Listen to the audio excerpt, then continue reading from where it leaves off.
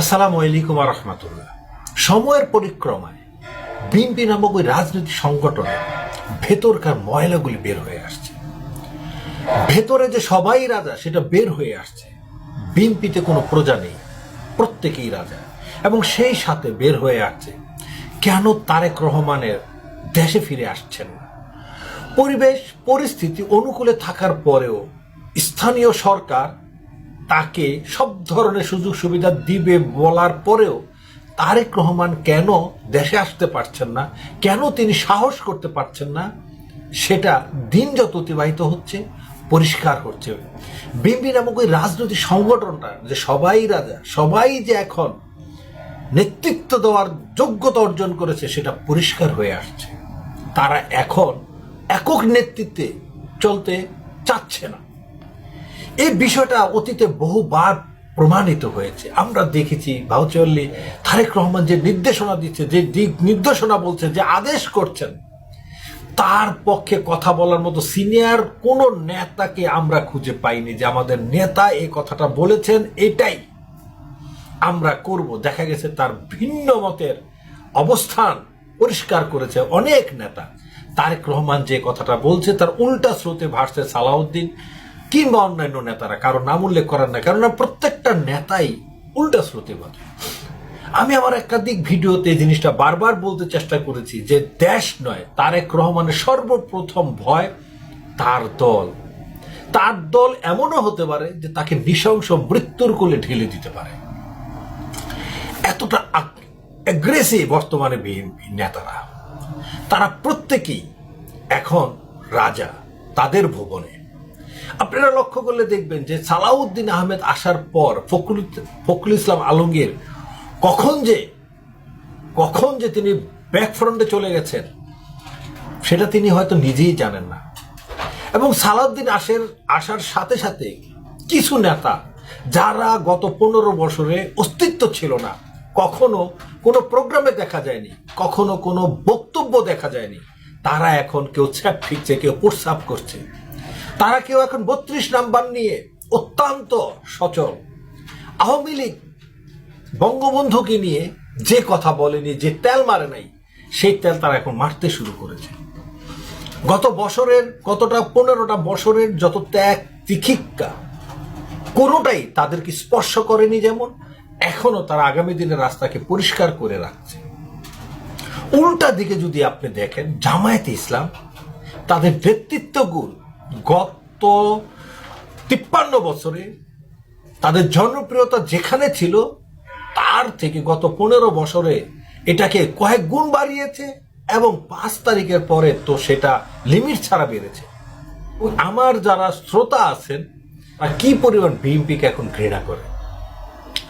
আজকে দেখেন বিএনপি নামক এই রাজনৈতিক সংগঠনের একটা অপরিচিত প্রার্থী, তেমন একটা পরিচিত না, যারা রাজনৈতিক বিষয়াদি সবসময় শুনেন বা জানার চেষ্টা করেন, তাদের মধ্যে একজন আজকে খালেদা জিয়া তারেক রহমানকে ঘেরাও করার কর্মসূচি দিতে পারে।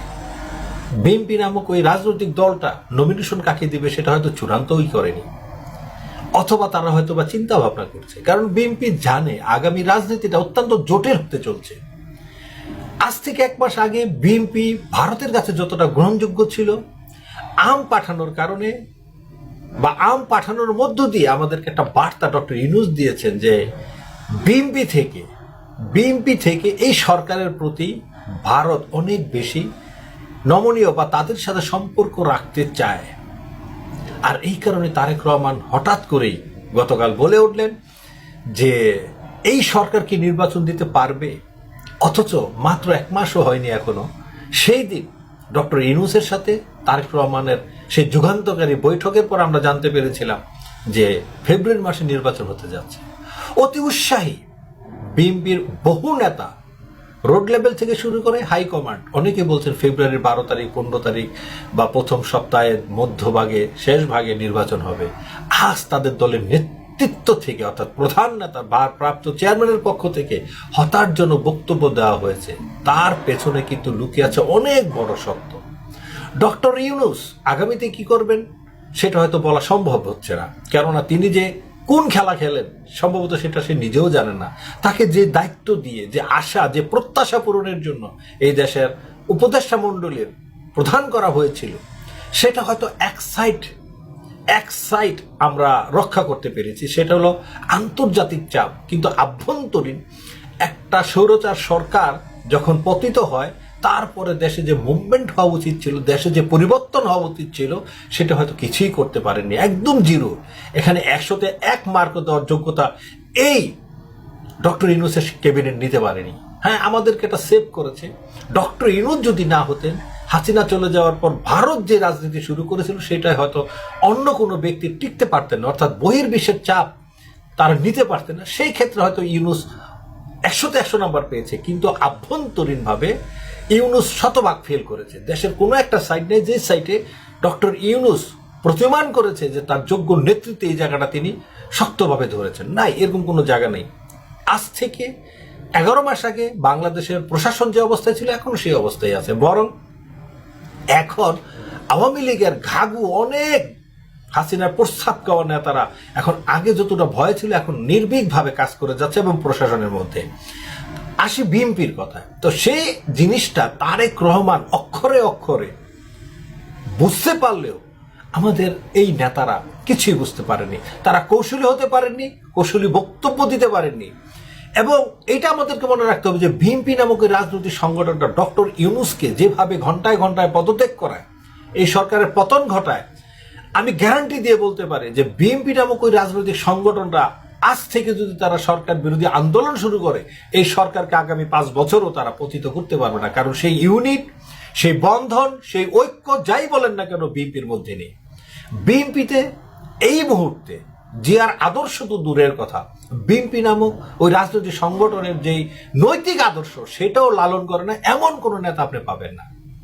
এমন কোনো একটা নেতা পাবেন না যে বিএনপি নামক একটা রাজনৈতিক সংগঠনের ন্যূনতম নৈতিকতা বহন করে। তারা প্রত্যেকেই আগামী দিনে টাকা ইনকাম করবে, বিভিন্ন রকমের সুযোগ সুবিধা নেবে, সে আশায় আছে। দেশ কিংবা বিএনপিকে ভালোবাসে এরকম কোনো নেতার এখন নাই। আর এই জিনিসটাই তারেক রহমান দীর্ঘ 15 বছরে নিখুঁতভাবে সম্ভবত বুঝতে সক্ষম হয়েছে। তাই বিভিন্নভাবে তাকে আসার আমন্ত্রণ জানানোর পরও তিনি আসেননি, এবং তিনি যে রাইট ছিলেন প্রকাশ হতে শুরু করেছে। আগামী দিন বিএনপি রাজনীতি কোন দিকে যাবে সেটা হয়তো বলা কষ্ট। তবে দীর্ঘ 11 মাস বিএনপি যে পরাজিত হয়েছে রাজনীতির মাঠে, একটা সাইডে তারা কোনো প্রকার দাবি আদায় করতে পারেনি, সেটা কিন্তু পরিষ্কার। এবং এর জন্য কিন্তু বিএনপির সিনিয়র নেতারাই একমাত্র দায়ী। কোনো কারণে জিয়া পরিবার যদি এই বিএনপি নামক সংগঠন থেকে কখনো হারিয়ে যায়, কারণ মৃত্যু অবধারিত, আল্লাহ জানে কখন কার মৃত্যু হবে, তবে বিএনপি নামক সংগঠনটা মুসলিম লীগ কিংবা ফ্রিডম পার্টি কিংবা আরো যে বিভিন্ন দল আছে, নাজমুল হুদার তো একটা দল ছিল বিএনপির, সেই অবস্থানেও এই বিএনপি যে থাকবে না সেটা লিখিত দিয়ে দিতে পারি আমি। যদি কেউ চ্যালেঞ্জ করেন, করতে পারেন। ধন্যবাদ।